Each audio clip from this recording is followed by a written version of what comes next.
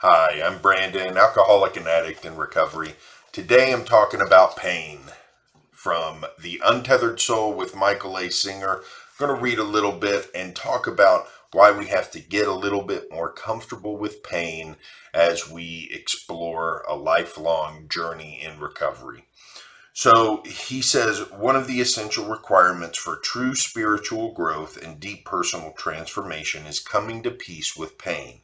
No expansion or evolution can take place without change, and periods of change are not always comfortable. Change involves challenging what is familiar to us and daring to question our traditional needs for safety, comfort, and control. This is often perceived as a painful experience. Becoming familiar with this pain is part of your growth. Even though you may not actually like the feelings of inner disturbance, you must be able to sit quietly inside and face them if you want to see where they come from. All right, so pain is something that most of us alcoholics and addicts typically avoid. In fact, the big part of the reason that we probably engaged in whatever drugs were our choice was to avoid pain. Now, when we talk about pain here, we're talking about emotional and psychological pain. Physical pain is a very different thing. Won't be getting into that here. Management of physical pain is a very different thing that is way outside of the realm of what we're talking about here. What we're talking about is psychological, spiritual pain. And so what we see in programs of recovery is that it's not enough just to get sober. We've got to go through some kind of spiritual or behavioral transformation in order to maintain long-term sobriety. Doing that is not going to be uncomfortable, and that's why it's so hard for people to maintain long-term sobriety. Because as addicts and alcoholics, our tendency is to turn away from uncomfortable situations and try to protect ourselves from them. In fact, some of us probably made a pretty decent job for ourselves of just trying to protect ourselves from things that made us uncomfortable. That was certainly the case with me. If it made me uncomfortable, I didn't do it. If I didn't like the way it made me feel, I avoided it. Anything that caused any of those feelings was likely to lead to stress. I would avoid that and run away from it, and then once I could get away from it, would soothe myself with some kind of drug, alcohol, you name it. So in recovery, we have to learn to be okay with being uncomfortable. We have to learn to be okay with going through this kind of change. And that's where pain comes in. We have to learn to be okay with pain, but we have to also understand why we're having some of the pain that we're having. So he goes on to say that inner pain is always there underneath, hidden by the layers of our thoughts and emotions. We feel it most when our hearts go into turmoil, like when the world does not meet our expectations. This is an inner psychological pain. The psyche is built upon avoiding this pain, and as a result, it has fear of pain as its foundation. See how fear comes back in? So fear comes in every place. We're looking at pain, we're looking at discomfort. Every time we talk about something that needs to be addressed in recovery, fear seems to play a part of it. That's why it's such an important part of the AA method of recovery is dealing with your fears, addressing them, understanding them so that you can move forward and properly address them in your recovery. So the psyche is built upon avoiding this pain. As a result, it has fear of pain as its foundation. That is what caused the psyche to be. To understand this, notice that if the feeling of rejection is a major problem for you, you will fear experiences that cause rejection. That fear will become part of your psyche. Even though the actual events causing rejection are infrequent, you will have to deal with the fear of rejection all the time. That is how we create a pain that is always there. If you're doing something to avoid the pain, then pain is running your life. All of your thoughts and feelings will be affected by your fears. So, this was a key component of my life in addiction. I had fear at the center of, and fear of pain at the center of so much of what I did. And a lot of my life was built on avoiding that pain. Um, uh, and I would let my fears dictate what I did and didn't do. Fear of rejection was a huge part of it.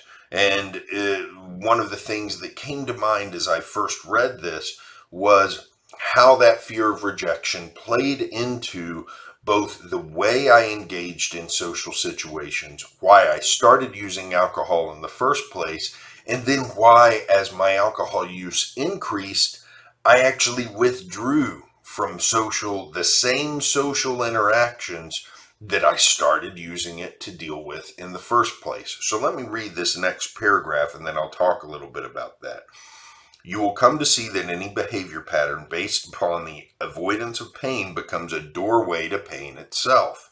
If you are afraid of being rejected by someone and you approach that person with the intention of winning their acceptance, you are skating on thin ice. All they have to do is look at you sideways or say the wrong thing, and you will feel the pain of rejection.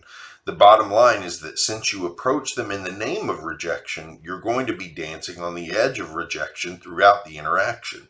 One way or another, the feelings you experience will work their way back to the motive behind your actions. The avoidance of pain is what your actions are linked to, and you will feel that link in your heart. So, I have, starting in my youth, I developed a fear of rejection. I was rejected by some peers, although I had others who embraced me. Wasn't the most popular person in high school. And so by the time I got to college, I was really operating on a mode of, I wanted to be accepted by the people around me. And I found that when I drank, and when I was willing to get drunk with other people, then I immediately had this large group of friends who would accept me. And so that kept me going through college, and I found that basically anywhere there was a party, I could make friends and have a good time. And as life went on, that developed to a point where anytime there was a party, I was getting too drunk.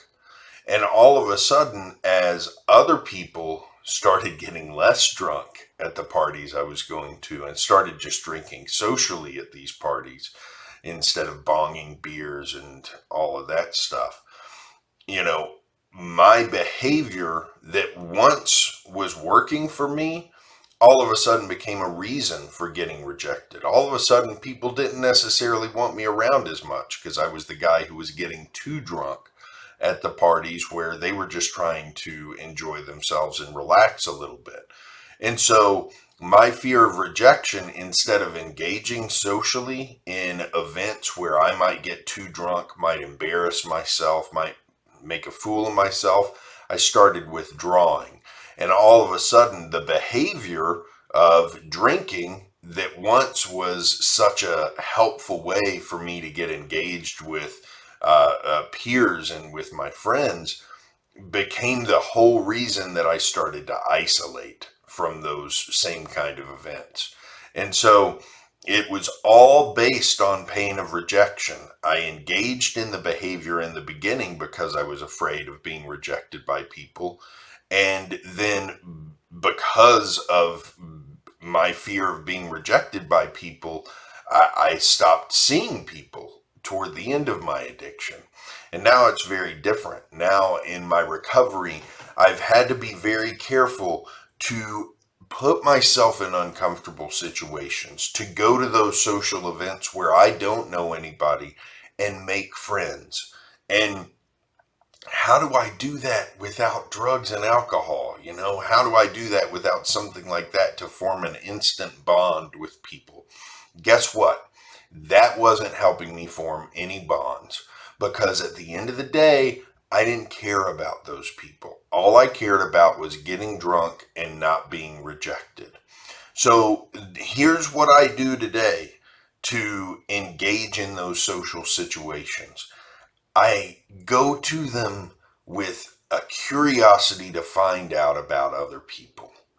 And I get into a social situation and I start asking people questions, not because it's the right thing to do socially, but because I'm genuinely curious. What does this person do for a living? How do they navigate life? What do they like to do? You know, and I find that every person I talk to, I've got some kind of common ground with, and we can build on that and build a relationship based on that, and that's what it's all about. You know, and that's the part I was missing out on. I look back at friends that I made in college and realized that I hung out with these people for 4 or 5 years and I don't know anything about them because I didn't take the time to ask them any questions about themselves or their lives. So that's what I'm doing now. And it's not always comfortable. And there's sometimes that I talk to people that don't want to be talked to or that don't seem to like me that much. And that's fine because I can just move on to the next person. So it's really important for us to go through these uncomfortable situations and to recognize where in our lives have we tried to avoid pain in the past in order to address those kind of situations now that we're moving forward in recovery. Now, this is a really big topic, so there's a lot more to come on this tomorrow and probably the next day. We'll pick up with some examples of some more examples of how this develops, and then start talking about how to deal with it in some more concrete terms. In the meantime, I hope you have a great day, and I'll be back here with more tomorrow.